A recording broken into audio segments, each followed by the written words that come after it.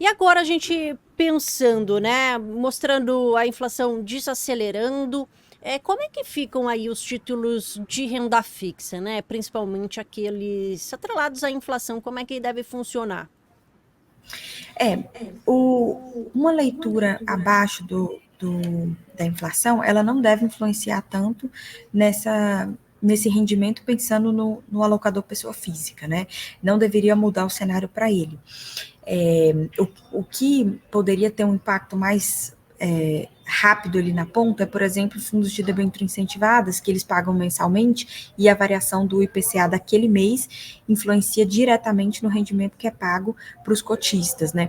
Então, aí você teria uma expectativa de rendimento um pouco menor desses fundos agora no próximo pagamento.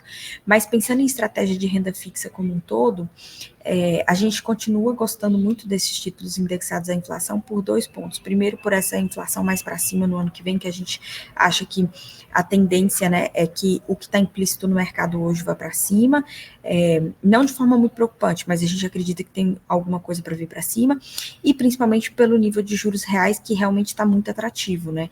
A gente voltou a falar de PCA mais 6 essa semana, né, que os títulos mais longos do Tesouro começaram a pagar novamente, e por diversos motivos a gente acha que esse nível é insustentável. Então, essa compreensão de juros reais, ela é benéfica para quem está posicionado nesses títulos. Então, a gente continua gostando bastante. Aí nesse sentido, faz a diferença ali nos títulos de mais de curto prazo, mais longo prazo? Qual que seria, como é que você está olhando para esse título? O que, vamos dizer assim, valeria mais a pena neste momento? A gente gosta mais dos mais longos, né?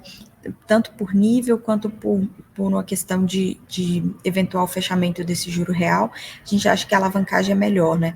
A gente costuma falar também que na hora de você fazer uma alocação, é preferível você ter um percentual menor num título maior, e aí você faz uma espécie de alavancagem, né? Você estende a sua duration, com isso você teria uma variação naturalmente maior do seu título, mas teria uma porção de caixa que você poderia colocar ou em outro ativo para diversificar o seu risco, ou mesmo em caixa, né, para reduzir a volatilidade da carteira.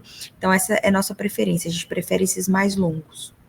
Olha, Laís, vamos mudar um pouquinho então, falar mais da inflação lá nos Estados Unidos. CPI que acabou sendo, vamos dizer, a notícia principal, né? O que está mexendo bastante, veio acima do esperado, né? Só passando aqui os principais dados. De março, né? O CPI, inflação ao consumidor, subiu 0,4%, acima do esperado, que era 0,3%, e na base anual acabou subindo a inflação para 3,5%, que estava em 3,2%, lembrando que o BC tenta chegar aos 2% ali, né? Então, se por aqui a gente tem um dado mais positivo, por lá mostra mais preocupação, né? Afinal de contas, mostrando, reforçando, né? Na verdade, a visão de que a economia americana continua muito forte, né?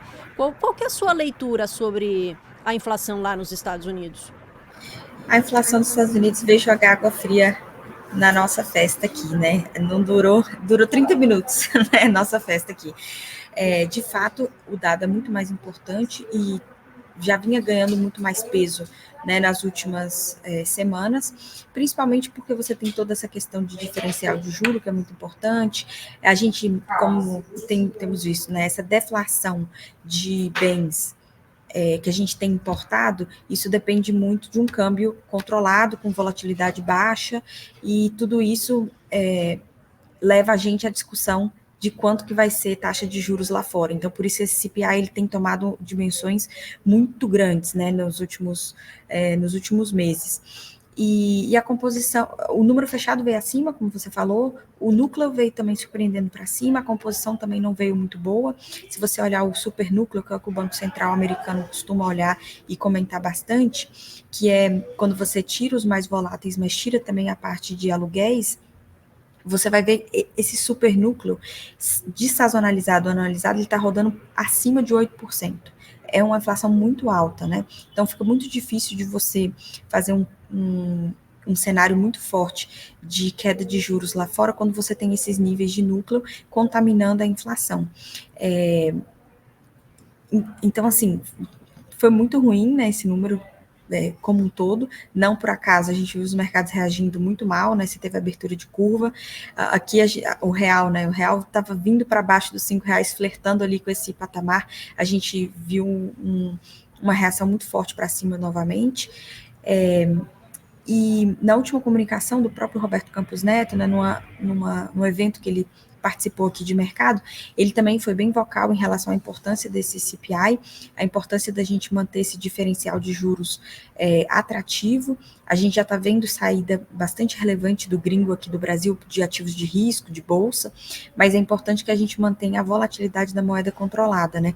E ele tinha ressaltado isso, e eu tenho certeza que isso vai ser um ponto de bastante discussão entre eles nas próximas falas que eles vão ter com o mercado, mas isso também, sem dúvida, reduz aí o otimismo de mais cortes de juros aqui no Brasil. Pensando nessa redução de otimismo, né, em relação à queda por aqui, para manter a atratividade, como você bem falou, como é que deve ficar, né? Assim, a gente realmente, então, deve reduzir esse ritmo de queda. Como é que você está olhando para a Selic terminal, o final do ano? Quais que devem ser as ações do Banco Central em relação a isso? Porque você comentou do dólar e o Banco Central vem, né? Quando sobe muito, age ali um pouco, deve continuar mais ou menos nessa dinâmica? Para aqui, para a Selic, a gente continua com os 50 para a próxima reunião. A gente acha que esse CPI de hoje dá espaço para o BC dar, de fato, os 50 que ele prometeu dar, e a gente vê mais uma de 25. Possivelmente, no segundo semestre, a gente teria mais um corte mais para frente, mas isso realmente muito dependente do que a gente vai ver dos próximos dados de inflação por lá. Se você olhar o que está implícito hoje na curva americana depois desse CPI, que foi muito forte, o mercado migrou não de junho para julho, mas de julho para setembro. Né? Então, você já tem o corte lá precificando para setembro, e aí começam aquelas discussões, será que o Banco Central tem de fato liberdade para cortar em setembro, ou convém, né, não ter a liberdade ele tem, mas se convém cortar ali enquanto você está tendo uma corrida eleitoral americana, e o que isso seria de benéfico ou não para a economia por causa da credibilidade desse início de ciclo, né, de corte. Então, a gente ainda vê, né, o corte na curva americana, mas, de fato, os cenários abaixo de 10% aqui no Brasil, que a gente ainda tem 9,75%, mas abaixo de 10%, eles começam a perder um pouco, né, a probabilidade.